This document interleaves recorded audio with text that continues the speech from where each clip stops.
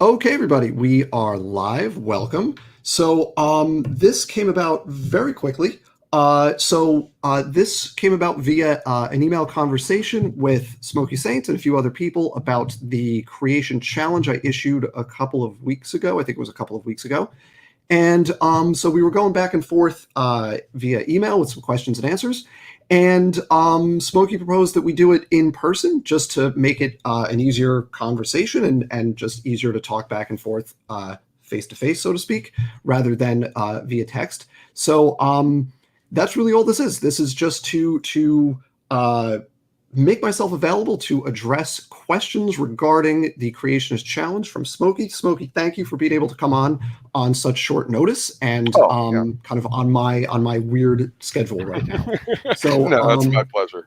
Please let me know whatever is actually let me start, if you don't mind. Let me just start briefly by saying the point of the challenge is that for not all, but for many very vocal, very online creationists, my feeling is that there is not a deep understanding of the underlying theory that they are critical of.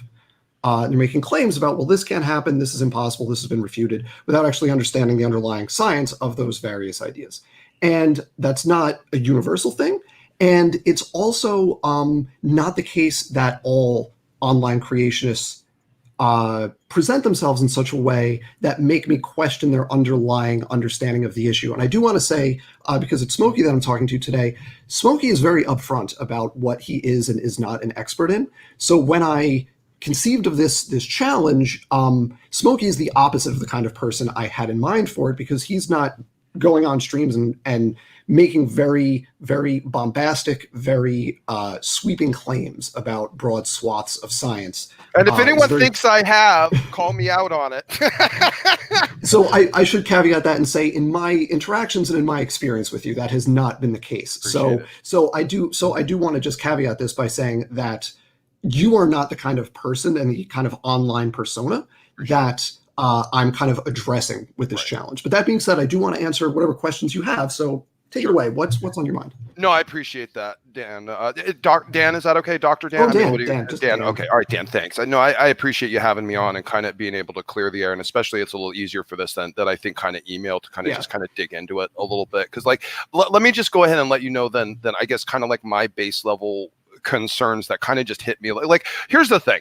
I don't care either way. And I think we said this, we talked about, I don't necessarily have a dog in this particular fight, but like, there's some things about it that I guess just kind of give me a little bit of an air of, uneasiness about it, which was kind of like, I mean, I don't think, and maybe I'm wrong here, but I don't think standing particular, because I think this is kind of directed more towards our kind of circle, Standing, Maddox and Tangelo, Tony, me, Nicholas, all these guys, like we're kind of critiquing, I guess, some of the hypotheses, some of the philosophies behind the theories. And like, maybe is the challenge that are we getting the philosophy wrong in your impression? Are we getting the data wrong?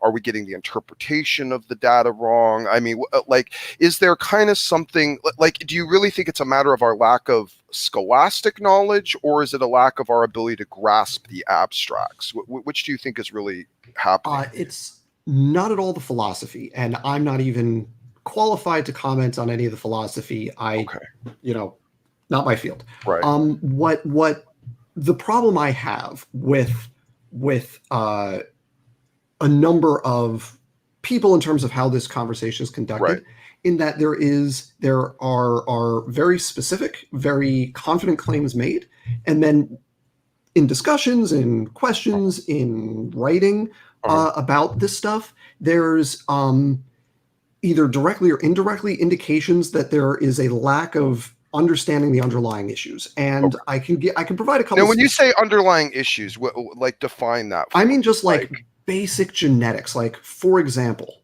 just to give you one example, I have. No, I love examples. Look, I got Raw Matt's book right here, right? Okay. I bought Raw Matt's book on Amazon. Now I'm never going to be able to find it here as I flip through it. But I found it. Look at that. There is a Punnett square in this book, right? Okay. No one's going to be able to see this. I apologize. There's a Punnett square in that book. Yeah. Okay, right there. Okay. Yeah, we saw a real basic one last night with Neff. Yeah, okay.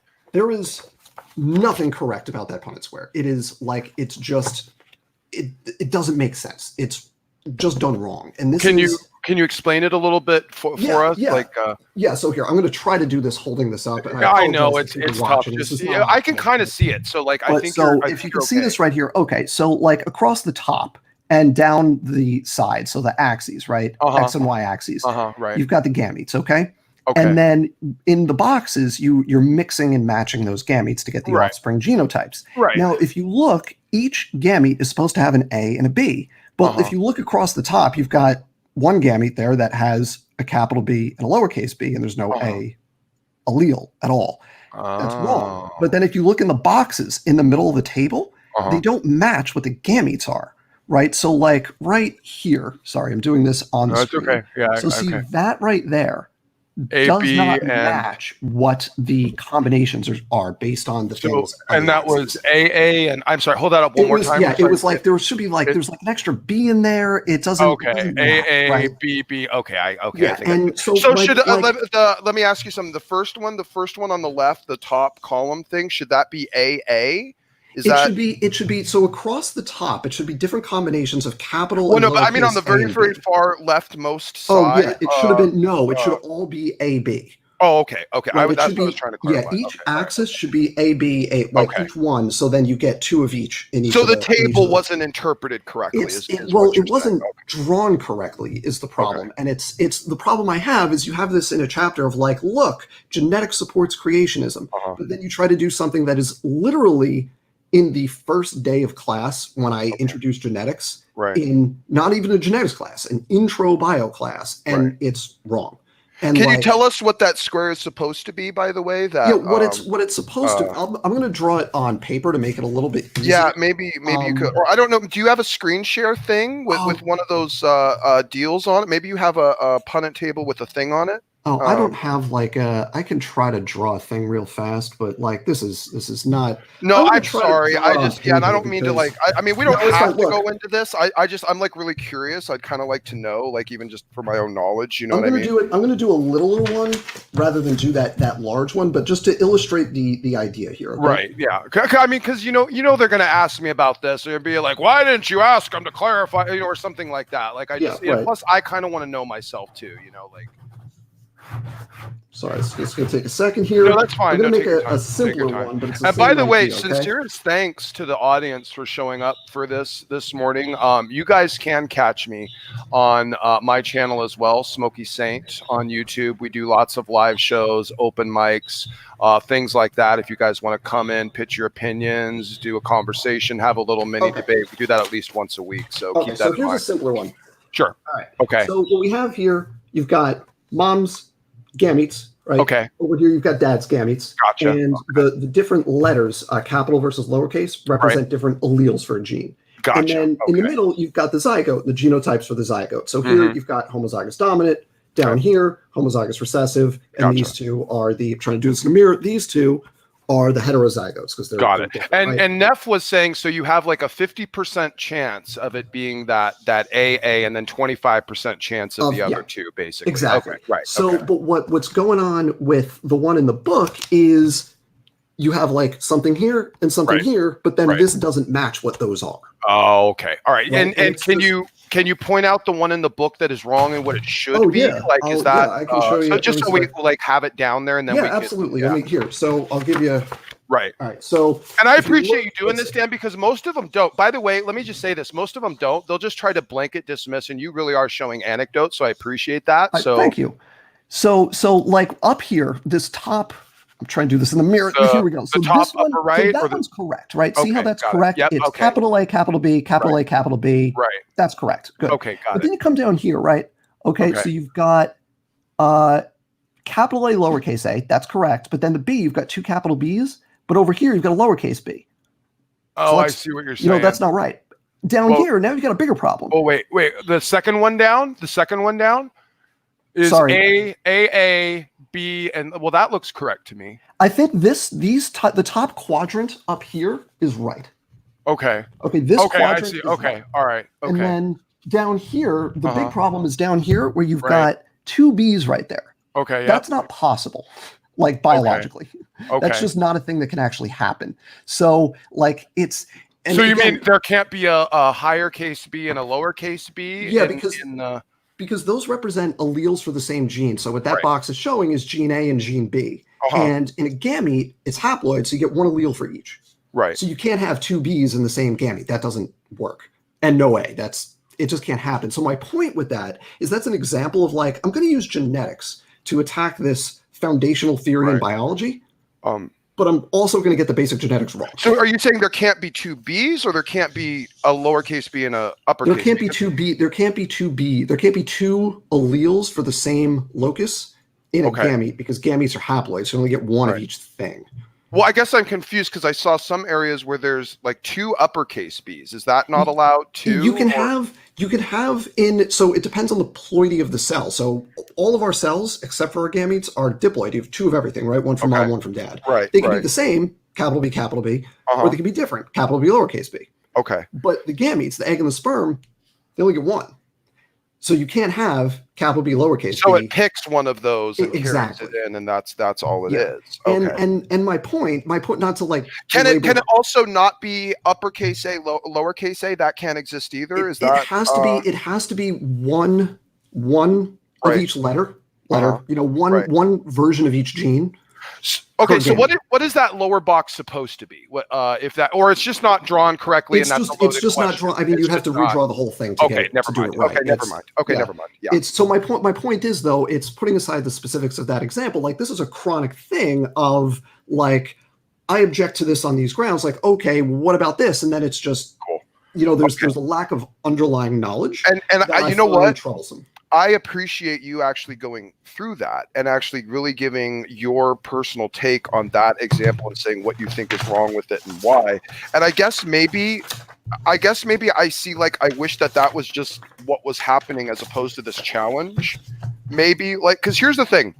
Like, I know, like, for instance, like, Standing and Praise and Otangelo and Tony and all these guys, it's not like they're just kind of like creating these arguments in a vacuum or these perspectives in a vacuum. Like I mean, they are reading the works of experts, and I mean, they are going to people like, I don't know, Stephen Meyer and the like. And granted, I think atheists like to just kind of dismiss them as a whole because of their belief system, but they do still have credentials and they are still making arguments. And I mean, it's not like anyone is really pointing to the experts and saying, hey, go get the arguments from the experts. We know we're correct, because that would be an argument from authority, and that's not what we do. Right. We go to the experts, look at their arguments, look at their information, and then bring them to the debate. Then we're doing something we feel is actually, intellectually genuine. My issue with this is it kind of almost feels like, well, let's test whether or not you have the ability to glean from the authorities you're gleaning from, and I mean, we're trying to go to them as the experts. They're the ones with all the terminology. They're the ones with all the information. We're reading their books. We're comparing that with the other information provided in science, conjectures, and hypotheses, and we're coming to a conclusion. And I think every person is probably both entitled, if not obligated, to do that. And I guess I just wonder if the challenge is almost set up with this air of like, and I'm not saying you're doing this, Dan, this is more probably a critique of the online atheist community than it is really to you, which is I will say, don't get me started on the online atheist community. Okay. Well, I'm just saying, I think they would use this in a way maybe you wouldn't want it to even be used. Like, this would be that infinite, perpetual, ongoing ad hominem. Go ahead and dismiss everything these guys say because they didn't live up to Dan's challenge. Yeah, and I'm not even saying that's necessarily. And I do want to say I think that is a fair critique, and I do want to say that my intention with this is to just examine whether people making specific claims actually understand the claims that they are making, and if they don't, therefore dismiss everything they're saying. I don't think that's the way to go, because I think the claims that are being made are independent of the people making them.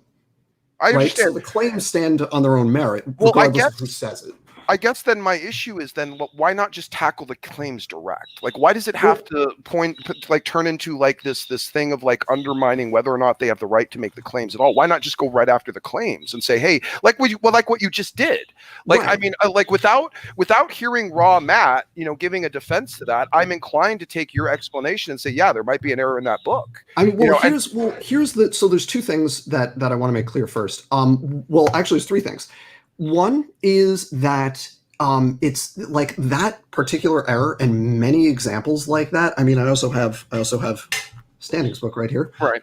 Like I could go through. And by the way, I haven't read them and I haven't bought them, so I'm not. I don't know. And again, this isn't something I delve into real heavy. So I could go through these chapter and verse and find similar errors like that. Right. Where it's not a question of, well, raw Matt can come on and explain what's going on there, and we'll see if it really is an error. Like, there's not a question there. That Punnett square, that is wrong. Like, there's not a question there. Like, I'll give you another example real fast from go ahead. Standing's book right here. Yeah, go ahead. I think I have the page. There's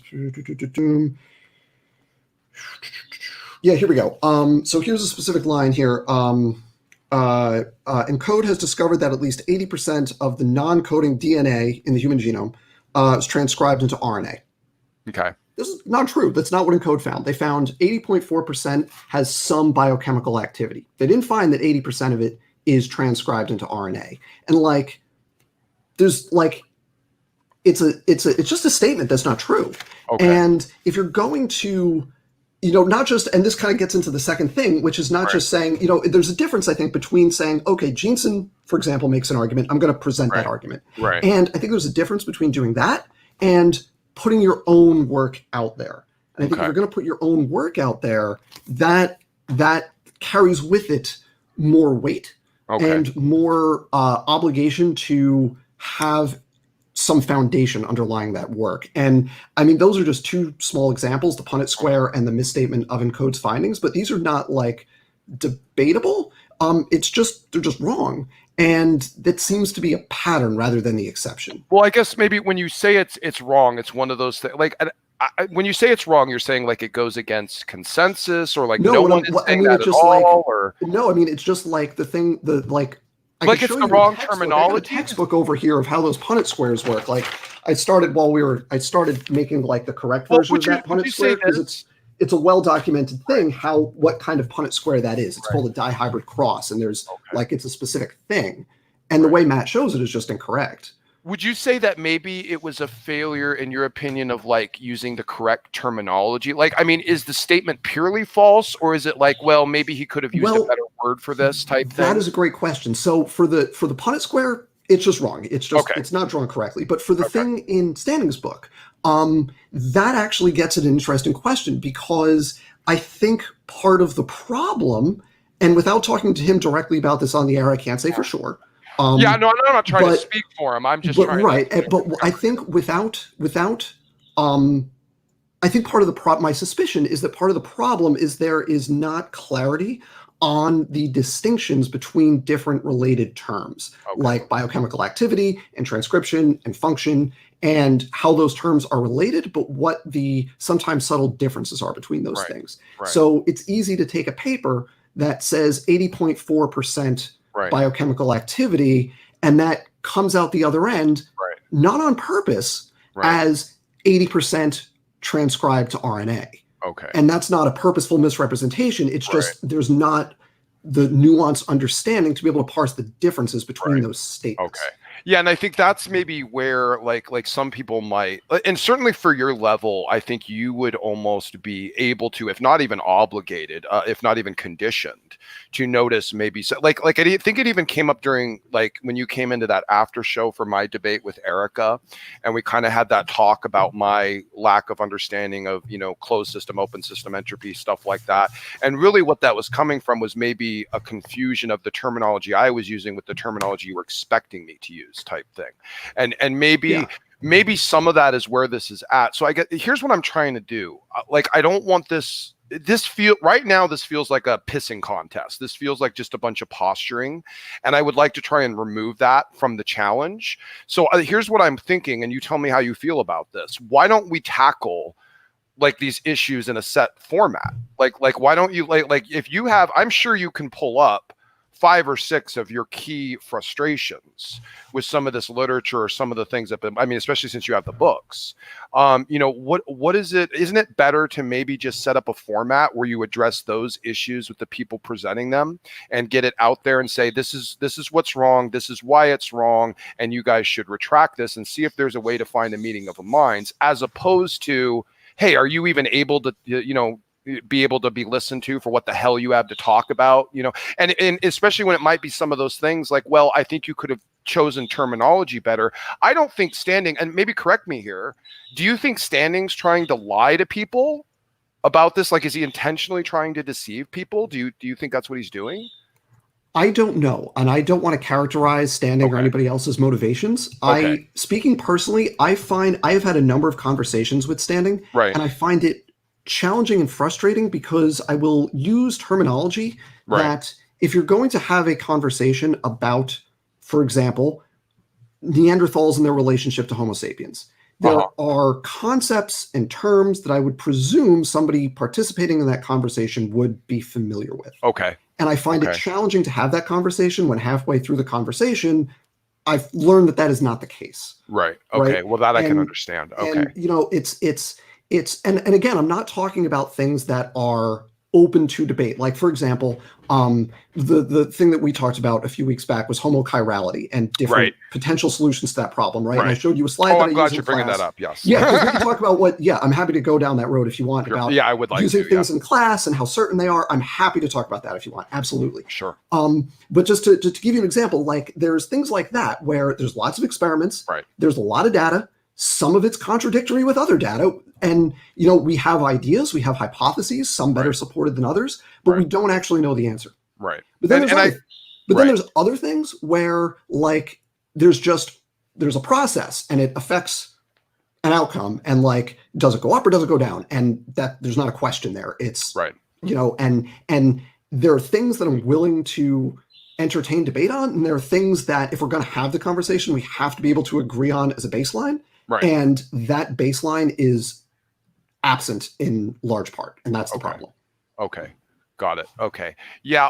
I think it clears it up a little bit, and I think I understand what you were trying to accomplish. I guess I don't know if it really airs my feelings about it. And let me just touch on the whole homochirality thing, you know, real quick, because you know, during our talk, and just so you understand, maybe you didn't mean to present it this way, but I got that from our talk. You know, you probably shouldn't worry too much about homochirality as an issue inside the abiogenesis model, because we have ideas like this. You know, this could potentially solve it. And so it kind of came off that air of, trust me, bro, I'm a doctor.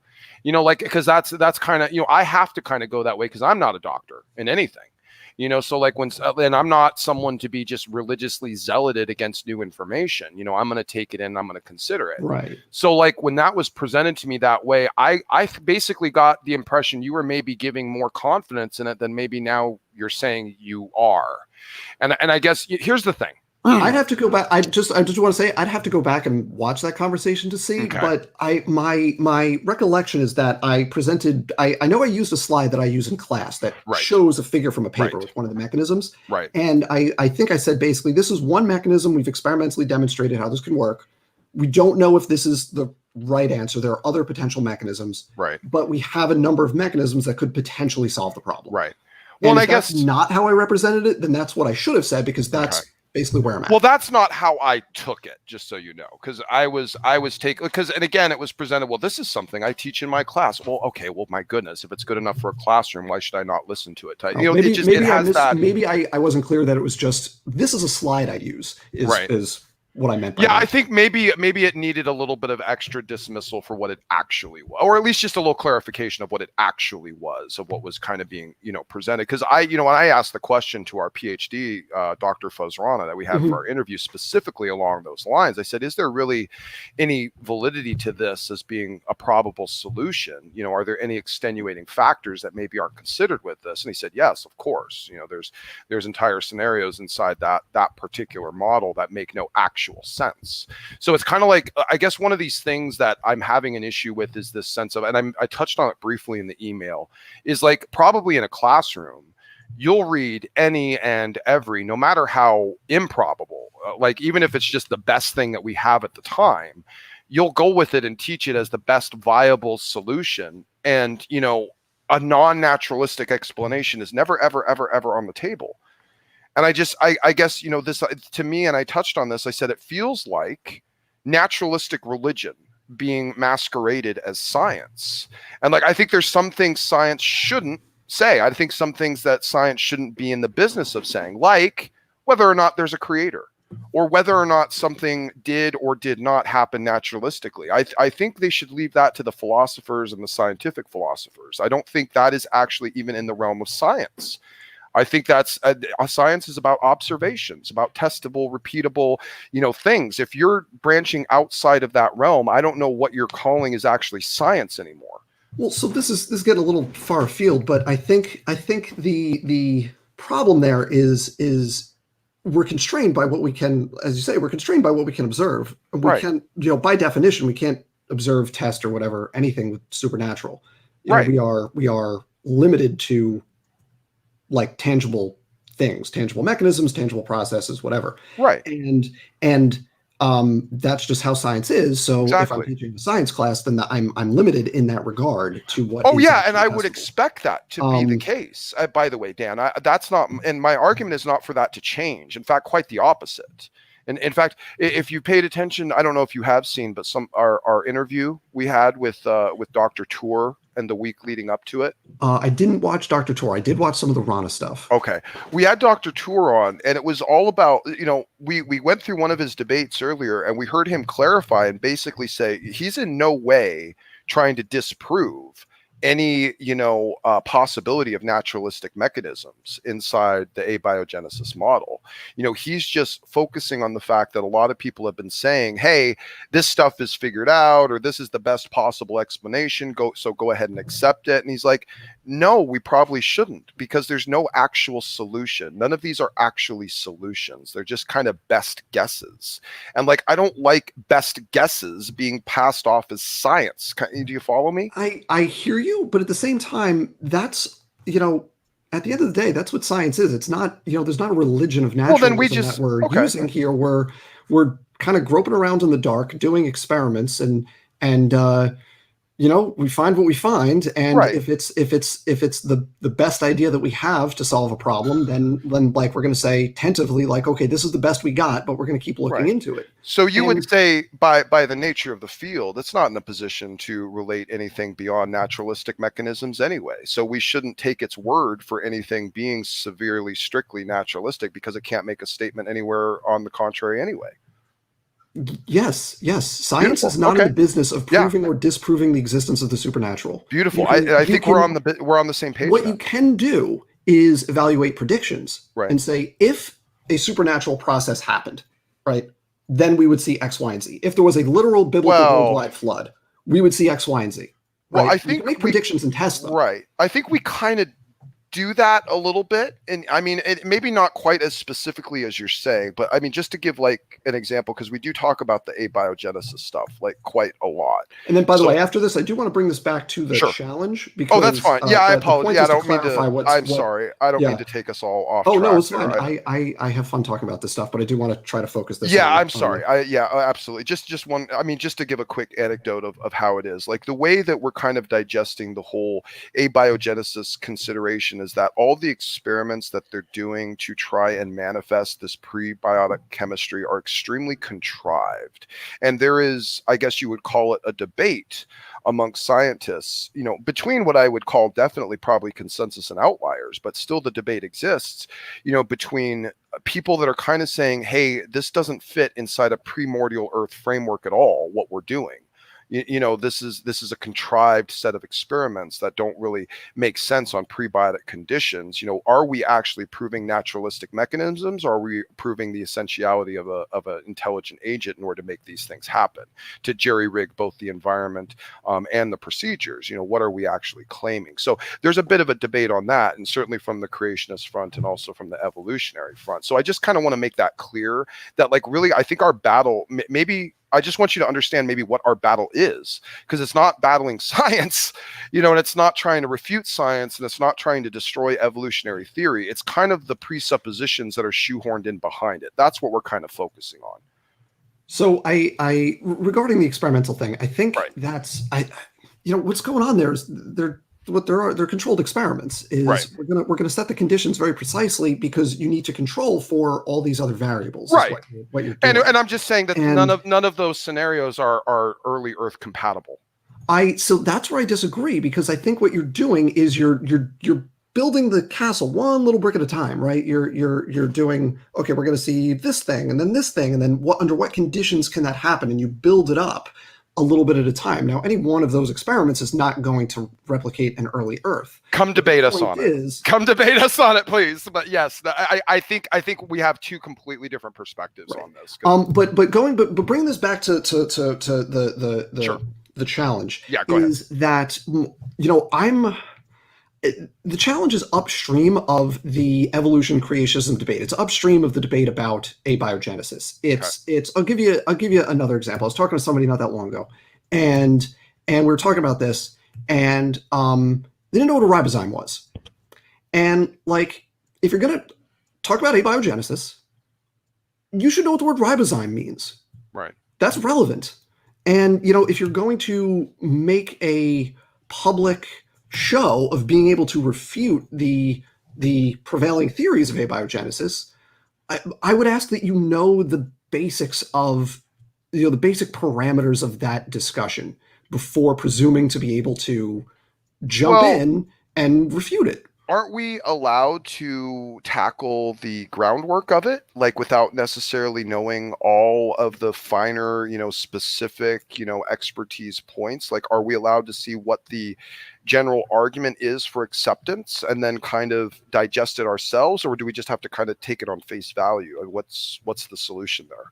I don't want anybody to take anything on face value. I want people to engage with the field, engage with the existing data, and I feel like that's what we're doing, right? Well, that's where I disagree, because I think there are people that make a big show of reading a lot of scientific papers, and they'll say, here's a paper that shows X, and I'll read that paper and it will not say X, and it's because a line will be taken out of context and either misunderstood or misrepresented. Well, that's a debate on interpretation, though, than anything. I mean, that's not... No, you can find situations where the authors are just saying the opposite thing of what somebody claims. And it's because there is a failure to do the kind of baseline learning to understand the basic terminology of the field. And be able to parse a sentence that doesn't say the specific words and be able to figure out what that means. And it's frustrating when I have these conversations then where I get, in general, X happens. And be like, well, here's an example where the opposite happens. And I'll read the paper and I'll go through it, and it doesn't say what is claimed. And that happens regularly.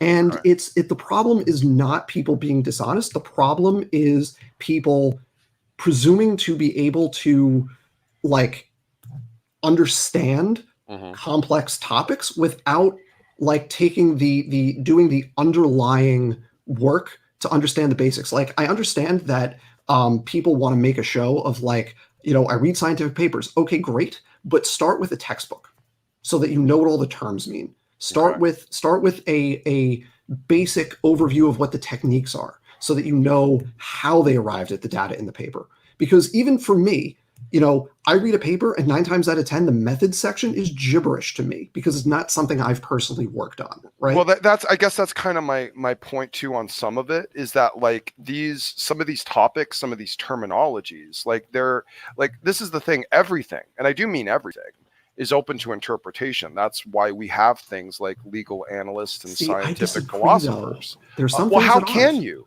I mean, There's this is some the things that are nature of not the open to human condition interpretation, to though. basically interpret everything the way that you're going to see it. And the only way to contradict that is to say, well, no, this is the way you should be seeing it. And here's why. This is why we have debates. So like, I don't know. I just don't get it. I guess I just don't get it, Dan. I apologize. I don't mean to be rude, but like this just like, why not just tackle the freaking debate? Like I'm why going not just... to. I'm going to. I don't worry. I fully intend to. I have a bunch of things in the pipeline that as I have time to do them, I'm going to do them. Well, like, I mean, because then you could say, okay, Standing, you got this term wrong. This is what it should be. And this is probably what you meant to say. And this is what it should be saying. Like, and then that's kind of like, hey, guys, here's something I noticed specifically that you got wrong. And here's just like what we did today. Like, I don't like broad brushing, all encompassing type of nonsense. I don't like that. There's a lot of it in the debate sphere. I want us to be able to actually have conversations about actual topics instead of who the hell knows what and who has what credentials. Like, I don't respect these types of conversations. Well, it's not about credentials, though. This is not about credentials. This is about being able to have the discussion. Sure. I could not have a discussion about, and just to use, because it's public, so I'll use this example. Right. When I had talked with Standing a couple weeks ago about Neanderthals, right? Right. And we had a disagreement over how certain processes are going to affect genetic diversity, right? Like, okay. That is not up for debate. Okay, if inbreeding reduces diversity, mutations increase diversity. Like, these are things that I understand that for the model that Standing was proposing, they needed to work the way he was saying. But the way he was saying, it's akin to saying, 1 + 1 doesn't equal 2. There are actual things that are known, and if we can't agree on what those foundational things are, then there's no point in even having the discourse, right? Because we can't agree on the foundational idea. Well, I feel like that thing you just said though isn't maybe even a position that sounds like Standing would take. Like what does he say? He was trying to say that you get more diversity with inbreeding, or what was he trying to say? Yeah, it was if you want, you could go watch the video. I may have to. Yeah, I don't. Yeah. But because that sounds like the opposite of what he would say. It was. I suggest you watch the video. I may have to. But it was a frustrating conversation because there was we couldn't agree on like what specifically like basic things in population genetics are, and those things should not be up for debate, right? And so my point with the challenge is I want to show for the audience, right? Are you actually, like, when you are saying specific things about encode, genomes, evolution, whatever, when you're saying specific things about them, do you actually understand what you're saying? 2, when you're conversing with somebody, when you're having the discussion with somebody, do you know exactly do you understand what is being said in that discussion? And 3, and this is probably the most important, is if the answer to those first 2 questions is no, not really, then I want to kind of goad people into learning those basic things so that we can have the discussion. Because it's impossible to have a discussion about human evolution, genetics, whatever, if one party doesn't understand basic population genetics. But I want to be able to have that conversation, right? So, let me come in on the same page. Let me pitch this a different perspective too, because I think what maybe we'll have an issue with is maybe you could help me. Can you paint another like maybe cross aisle anecdotal picture where this thing you've proposed would actually be okay? Because like I picture this as like, imagine Fuzz Rana or James Tour or any of the others, going to, the typical atheists online or even you, I don't know. One of these people that's trying to dismiss like maybe some of the things that Stephen Meyer wrote in Signature of the Cell. Like, would it be fitting for Stephen Meyer to say, okay, we'll talk about it, but I need to know whether or not you're even worth the time or able to understand what the hell I'm talking about to even deal with you. So like, you need to pass my challenge to see if you're actually worth my time to really do this, because if you don't even know what you're talking about, then I can, I might as well just disregard.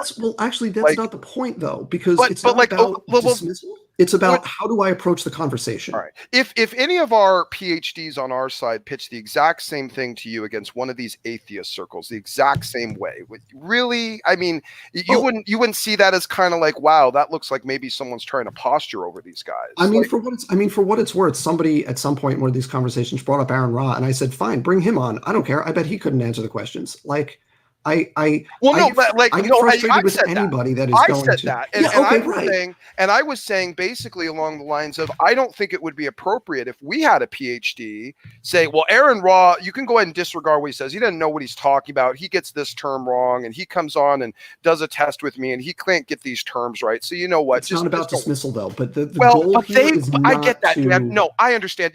I think you give your followers too much credit. I mean, what I'm going to say. I mean, the point is though that I'm going to say outright. Here's the goal. Here's what's not the goal. If you they're not. I'm trying to do X, not Y. If you do Y, you're misrepresenting what we're doing here, right? But this is why we have to kind of probably do it a certain way, and that's kind of maybe. Look. Let me tell you. Let me tell you exactly what I have in mind here to see if this sounds reasonable to you. Because what I have in mind is you. Nicholas, whoever can do it, right? You come on all at once because obviously once you do it once, then the questions are out there. Yeah, once it's there, right? Yeah, I get it. Right. So whoever can do it, you do it just like this, and I'll make a PowerPoint and I'll put up the slides, one question per slide. Right. And it's again, these are questions that I get these out of a textbook glossary kind of questions. These are not these are not open to interpretation kind of things.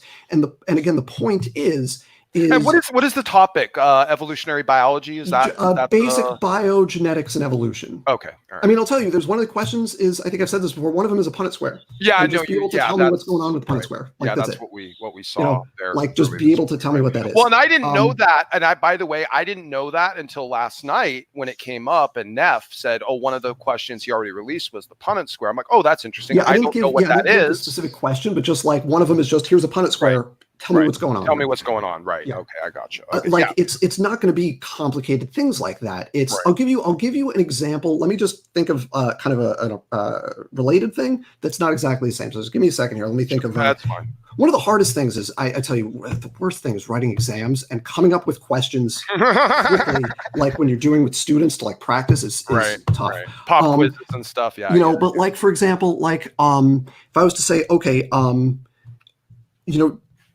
define sexual recombination, right? What does that mean? Right. And that's approximately kind of, that's a good approximation for one of the questions. Another one. Well, how specific of an answer would you want? Sexual recombination is when let me answer it. Let me answer it and tell me if you think it would be a satisfactory answer. It's the actual recombination of genes from two parties during the sexual process. Am I completely off? No, that's pretty close. It's I think missing some technical nuance, but of course, of course it is. It's generating new genotypes via some recombinatory process. Right? So a new combination creates a new type of genotype. Yeah, no, I can get that. Sure. Right. So, but it's the kind of thing where. Another example would be for a concept called life history, tell me what's an R and a K strategist and why would either one evolve? What selection pressures, right? That kind of thing. That is very basic evolutionary biology, and it gets at some of these things that creationists say of this is too complex to evolve. Well, that's a life history trait. Let's talk about that, but we can't have that conversation if you don't know what a life history trait is and how selection operates in that realm. Right. That's what I mean. And so it's not super complicated questions. It's stuff that honestly I could put on an exam for my intro evolution class. Mm-hmm. And what I've offered to anybody that comes on is if you come on and we do it, then for each person that's there, I'll go on and you can grill me for an hour on your channel. Right. Okay. And I will, because you know what, fair's fair. And if you're going to come on and do this, then I will make myself available. And I guess maybe for us, it's not even so much like for me, I wouldn't care because I think I've said this before. I don't care. I mean, I'll come on and take it. It's not a big deal. But I wanted, like, for the sake of the brothers and sisters, I kind of wanted some clarification to know where it's at. But you've known I said this many times. I don't care. I'll come on and take it. Right, because, right. Again, for me, it's just even an opportunity to learn and familiarize with some of my stuff. Like, you know, there's things inside the gaps of some of the discoveries and philosophies that, you know, I think, you know, naturalism, if it, even though it has not solved it yet, in my impression, can't, you know, and that's really where I've come to on a lot of this stuff. And I'm willing to be corrected on some of this. And by the way, if I can be corrected on something as a naturalistic process, that's great. But like, I ask people, like, I don't know, just as an example, speed of sound of gravity, because he pitches this really strong case of like, oh yes, I have proved naturalism, you know. And so I'm like, okay, well, give me your best evidence for it. And he's like, a seed planted in the ground. And I don't, you know, like, I mean, I need something a little more sophisticated to go off of to actually have an intelligent conversation with someone. Like, I want to know. So that's actually really great that you brought it up that way, because that's a lot of how I feel in this conversation. I'll say, you know, okay, explain, you're proposing a certain thing with like a you know, genetic mechanism or whatever. And, you know, take, you know, genetic entropy, right? Comes up all the time, right? Sure. You know, and I'll ask, you know, explain to me the population genetics of genetic entropy. How does this work? How do the alleles accumulate? Like literally show me the math. And the math does not work. But not only does the math not work, in most conversations I have about this, because I've unfortunately not had the opportunity to talk to someone like John Sanford about this, although I was able to talk to Sal Cordova about it, so he's really well versed in it.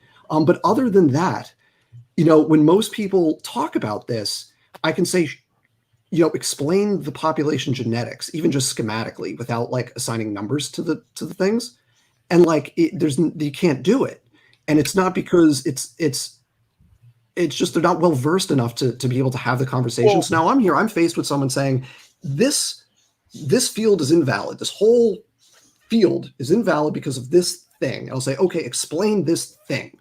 Right. And I can't. And it's like, well, what am I supposed to do with that? Like, be able to explain the thing. Right. No, I think I get where you're going with that too. Like, how do I put this? Like, by the way, I just want to say, figure like what at an hour, wrap this up. Oh, sure. Yeah. Yeah. Apologies.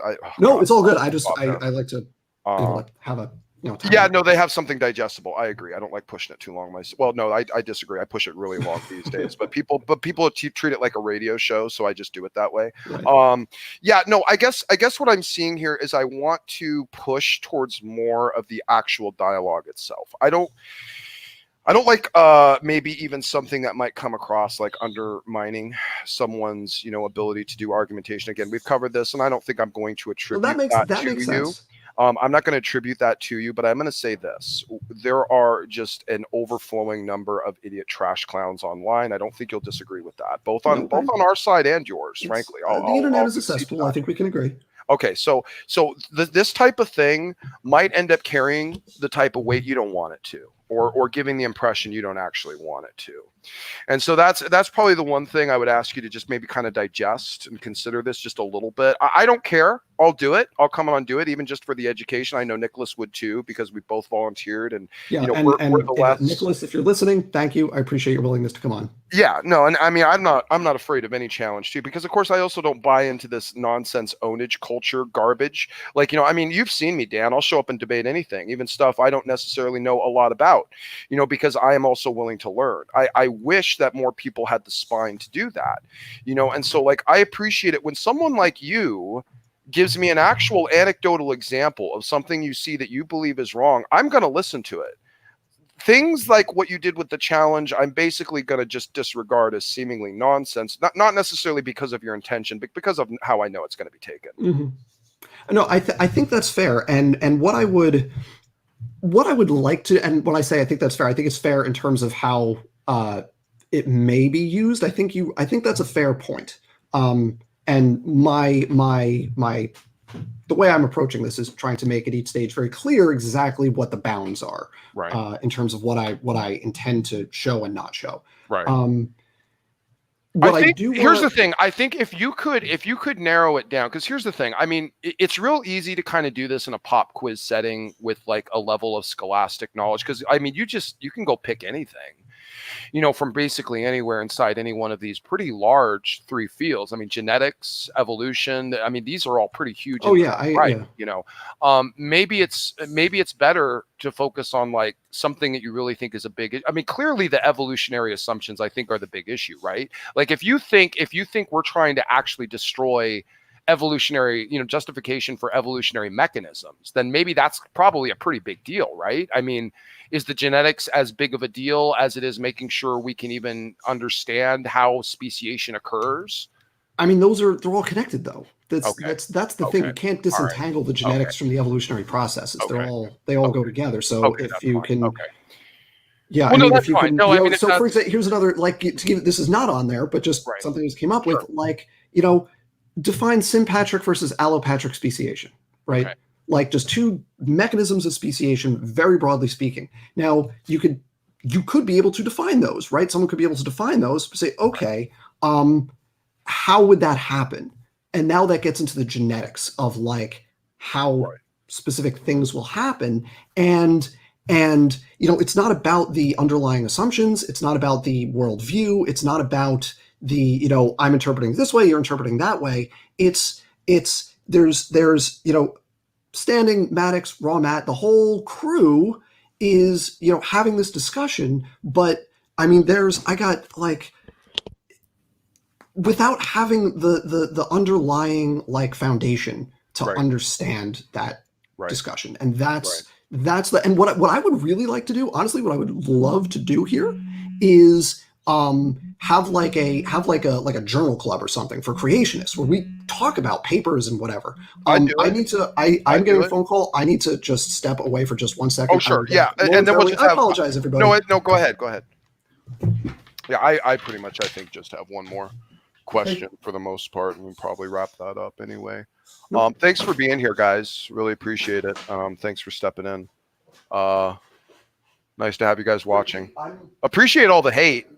Definitely, you guys are on point this morning. It wouldn't be online atheism without a bunch of empty assertions. So, we understand. It's all good, guys. It's all good. This is why I have to do things like that and make these clarifications. It's because of you, gentlemen. Oh, welcome back, Dan. Yeah, and by the way, maybe just one more question, unless you had something else to kind of add in there, maybe just one more question. Give me one more question, then I'll wrap this up. Cool. Okay, sweet. Here's my thought. You said something interesting in your email, and I really liked it because it's kind of one of those things that we're almost battling with a bit on the atheist front, which is this argument from consensus. And you had said even in your email that you actually teach something in your class that is contrary to consensus, and you kind of like it too because it makes the class kind of fun, so like, could you kind of like put it out there that like if there's someone who's making arguments from consensus, that's probably a stupid way to go about it. They should actually look at the arguments themselves and see if they hold water. What do you think? Yes, I think that is in general a good rule. What I do in class is when we don't have a good idea of a thing, like abiogenesis is a good example. RNA world, protein world, this, that, the other thing, cells first versus metabolism first, There's lots of questions about that. And I'll set it up and say, okay, we have these ideas. Tomorrow, here's some readings on it. Tomorrow, we're going to come back and we're going to hash it out. And there'll be like 3 or 4 groups in the room, I'll, be like maybe 15 people. And we'll break it up into like teams of 5. Doesn't sound like the type of thing you do in an evolutionary class. No, that's exactly what I. Oh, is it? That is for my evolution class. I figure it would. Oh no, but that particular topic, like there's some things inside evolution you wouldn't do that before. Oh no, you wouldn't do that for. I mean, but there are other things where, like for example, for altruism, we could argue about the selfish gene model versus group selection. Oh yeah, like anything. There are debates that can be had here, and I come down on one side on many of them. Beautiful. Other people come down on different sides, and that's fine. That's the point. I don't think an argument that goes, well, here's a list of smart people that disagree with you, therefore you're wrong. Thank you. Thank you. That I don't like. Thank you for saying that. Yes, because we agree that is fallacious, and I'm tired of hearing it. So thank you for that. I appreciate. Yeah, that's really all I had. I really do appreciate you taking the time and doing this impromptu, and throwing it together. And it was a good time. Thank you. Yeah, thank you for coming on, and for you and for everybody listening, and for anyone who watches down the road. Again, in the description, I got the link for the original. The challenge to creationists is basically saying, look, in having these conversations and reading your work, I'm seeing a lack of understanding of the basic underlying issues, and I want to examine if that is actually the case. So come on, 10 basic questions, bio, evolution, genetics, nothing debatable, nothing that's controversial, and just show me that you do actually know the foundation of the theory that you are saying you can refute. So let me ask you one last thing too, then, since me and Nicholas are taking it, and we're admittedly a little bit, less developed, in terms of adeptness on some of this terminology or understanding, like, is there something you would recommend me and Nicholas go read or prep ourselves with, a textbook or I don't know? I will tell you, there's a really good open source biology textbook. It's the OpenStax Biology, 2nd edition. Okay. It just intro, we just adopted that for the class that I teach fall and spring. We just adopted that book. And that's the name of it, OpenStax? It's just OpenStax is the publisher. It's an open source resource publisher. So and their biology textbook is good. It's thick. It's thick. Oh, but yeah. You download it for free as a PDF. Sweet. Okay. All right. I might look into that. And it just has its overviews. Everything. Yeah, it's so hard to even sometimes find resources. Everyone's got information between lock and key anymore. I don't and that will So it's the publishing problem that everything is locked up. It's you find blogs, but the blogs tend to be very specific, and they're going to be hyper narrow. You do this kind of thing again. It's very specific. There's nobody doing like intro to whatever. Although something I've considered doing, maybe we'll see down the road. But that's the idea, and try to get other people to do this. I think it'll be fun. Sure. Really, I'm not making this like a confrontational thing. If you were doing any type of like creationist get together, like school creationists, teach creationists, this type, I'd be one of the first ones to volunteer for a regular stream or something. That is something I have considered, and it's in the works, but right now I just don't have time. But I am actually considering that exact thing. So if you have something where you want to have like regular open conversations with creationists and their perspectives, I'll fully volunteer for that. No problem. So. All right. Yeah, cool. So okay, well, hey, that's it, everybody. Yeah, appreciate it. Smokey, thank you for being here. Everybody else, thank you for watching and chatting and everything. And for any creationists who happen to see this and want to take the challenge, click the link below and shoot me an email in the address that's on the original challenge video, and we can set this up. Bye, everybody.